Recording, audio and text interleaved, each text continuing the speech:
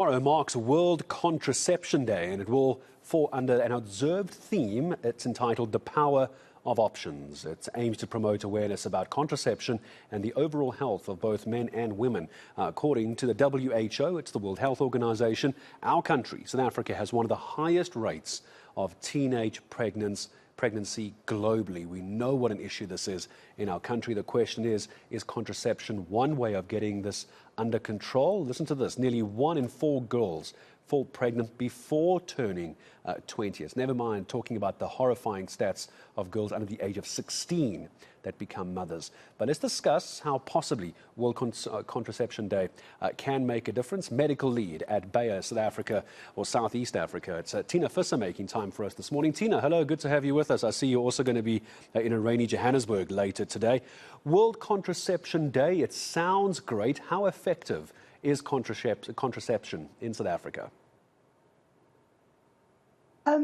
Gareth, yes, contraception is just as good as the person using it and how they're compliant with it. Yeah, but we do have multiple options of contraception available in South Africa, not only in our private sector, but also in our public health sector.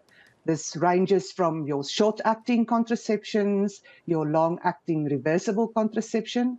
Then obviously it also offers you choices like permanent options like sterilization, but yes, and emergency contraception, which also plays a very, very important part.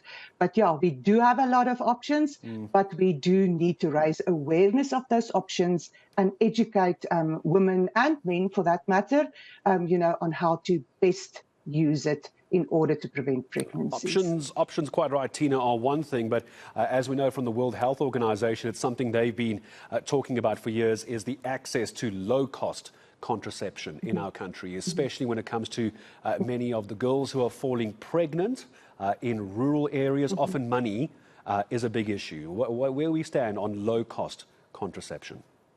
Yeah. Gareth, a huge, extensive tender in South Africa exists for our, our government sectors and our Department of Health. Obviously, they go to the prime source, which is the primary healthcare clinics, your family planning clinics. There's really an array of options for these patients available. So it's a question of, that it doesn't cost them anything if they visit one of these family planning clinics.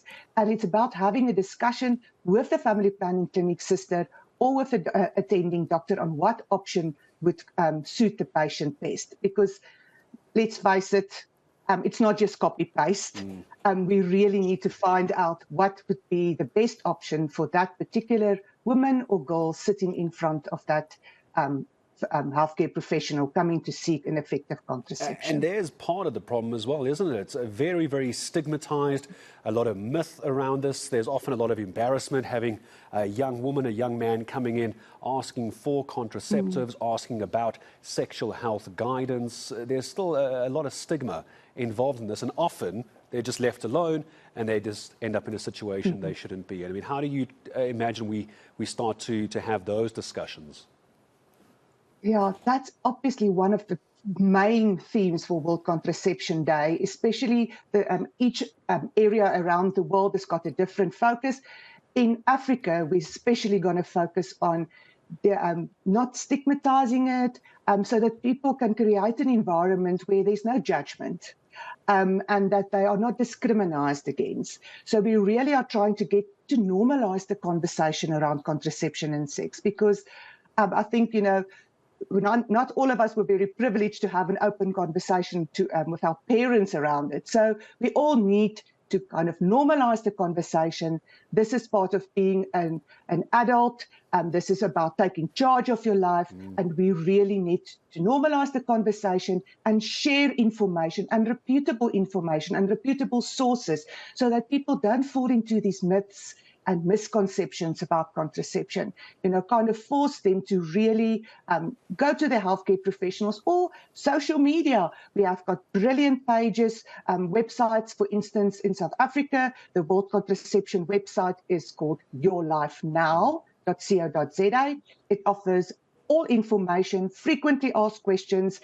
It will address myths. Yes, so our social media pages also kind of really try to just elevate the amount of good content that there is out there for the young people to access, to dispel these myths, to make them, more comfortable to also talk about their sexual rights.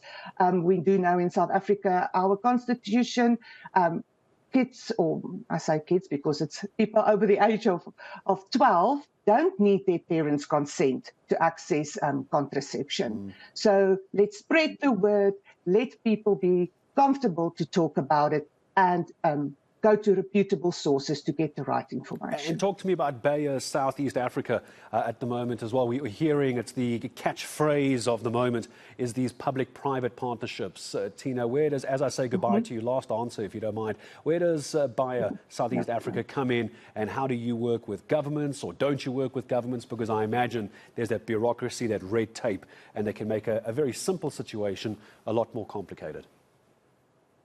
Yeah, so we do work with a multitude of organizations on World Contraception Day, specifically like Planned Parenthood, USAID, but Bayer obviously also, as we work closely together. We have got some of our contraception options available on state tender, so we do offer that, obviously at a much reduced costing to the government, in order for them to just spread access and give women options. Like again, I said, short-acting, emergency contraception, long-acting options. So yes, we do work. The government is an absolute crucial partner for us in getting the rates of unplanned pregnancies down. But yes, we do offer some of our methods to the government sector, and therefore, we do see them as quite a big stakeholder and a partner with us in World Contraception. I just want to double check if we can just make sure we don't leave it with any questions up in the air, Tina. When we talk about the age of consent for contraceptives, if I heard you correctly, I think you said 12. I just want to make sure I understand that. Yes. So a 12-year-old and above can go and get contraceptives. Yes. Are we talking about them walking in unassisted without an adult into a clinic? Is my understanding correct? Exactly, because normally a parent will have to consent to give a patient or let their child be treated, but a child over the age of 12 can walk into a clinic without the consent of their or having their parent with them or their guardian with them, and can access contraception. I suppose it sounds odd. That's why I wanted to clarify, because age of consent for sex is 16. I think that's why there might be some confusion. Absolutely. I think that is a big confusion. But yeah, we know we've seen pregnancies as young as 10 years in this country. So,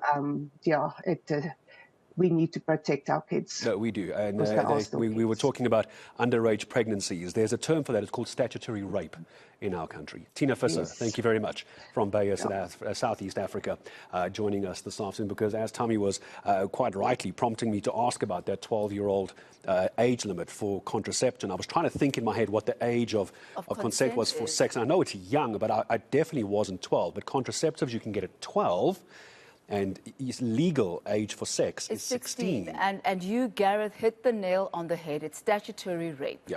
So you cannot expect a 12-year-old who is a child, who is under the legal age of consent, to be going to get contraceptives. Who, first of all, are they having sexual intercourse which they should not be. Because they are literally children. So what exactly are these laws supposed to do? Who are we actually protecting here? Are we protecting the children? Or are we protecting the older partners who, most likely are not even 12-year-olds themselves? And if 12-year-olds are having children, are rather having, unprotected sex or having sex, then what role are the parents actually playing in educating the children about sexuality, about waiting? What are we saying even about our moral, compass as a nation? So lots of questions being asked. And yes, I guess contraceptives can go a long way in avoiding, pregnancy and underage pregnancy, but we cannot overlook the issue of statutory rape here. Yeah, so it's one thing, it's the moral aspect of this, but also the legal aspect of this. Where are police on this? Where are authorities on children under the age of 16 engaging in sexual intercourse? It's actually a very big issue to unpack.